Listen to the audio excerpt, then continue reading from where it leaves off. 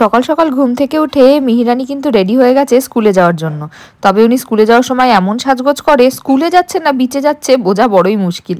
আর ও স্কুলে চলে যাওয়ার পর আমি মোটামুটি সমস্ত কাজটা ছেড়ে স্নান পুজো কমপ্লিট করে একটু রেস্টও নিয়ে নিই ব্রেকফাস্ট করে। তারপরে একটুখানি উঠে আবার রেডি হয়ে নিই মিহিরানিকে স্কুল থেকে আনতে যাওয়ার জন্য।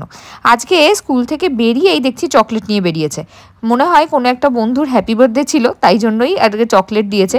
স্কুল থেকে শুরু করেছে আমাকে এটা খুলে দাও আমি খাবো, কোনো রকমে ভুলিয়ে ভালিয়ে বাড়ি অবধি নিয়ে এসেছি। আর আসার সময় একটু ডাবের জল খাইয়েছি, তাই চকলেটের কথাটা মাথায় ছিল না, বাড়ি এসেই খেতে শুরু করেছে।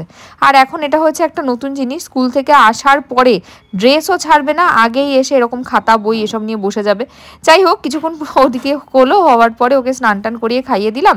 তারপর একটু গান টান শোনা হলো, একটু টুটি ফুটির সঙ্গে গল্প হলো, সামনে আরও কয়েকটা পাখি আসে তাদের সঙ্গে একটু গল্পগুজব করে ঘুমিয়ে পড়েছিল। ঘুম থেকে উঠে লিপিমানি হাতে দুটো বেগুন দিয়েছে। দিদুন বাড়ির ছাদ বাগানে বেগুন গাছে বেগুন হয়েছে, সেখান থেকে মিহিরানির জন্য বেগুন পাঠিয়েছে। এগুলোকে কালকে ওনাকে ভাজা করে দিতে হবে, মায়ের আর্জি এটা। যাই হোক, তারপরে আমি চলে গিয়েছিলাম চেম্বারে। আর পিসি আজকে সন্ধেবেলা করেছিল একটুখানি আটার লুচি আর ঘুগনি। মিহিরানি বসে পড়েছেন লুচি আর ঘুগনি খেতে। এই সব খাবার দিলে ওনার কোনো না নেই। আর আজকে তো শুক্রবার, আর কালকে পরশু দুদিন স্কুল ছুটি, তাই আজকে একটুখানি বেশি রাত অবধি উনি জাগতে পারে, মানে আর কি দুষ্টুমি করতে পারে। এই দেখো, দুটো জামা পরে নিচেরটাকে লুঙ্গি বানিয়ে এখানে খেলা চলছে। আর তারপরে হঠাৎ করে এই চাদরটাকে ওনার কি মনে হয়েছে ওটাকে নৌকা বানিয়ে দিয়েছে। আর যেই নৌকা বানিয়েছে, মেয়ে একবার নৌকা বানিয়েছে মানে বাবাকে ওটাকে নৌকা বানাতেই হবে। ব্যাস, মাঝখানে অগত্যা কে? আমি।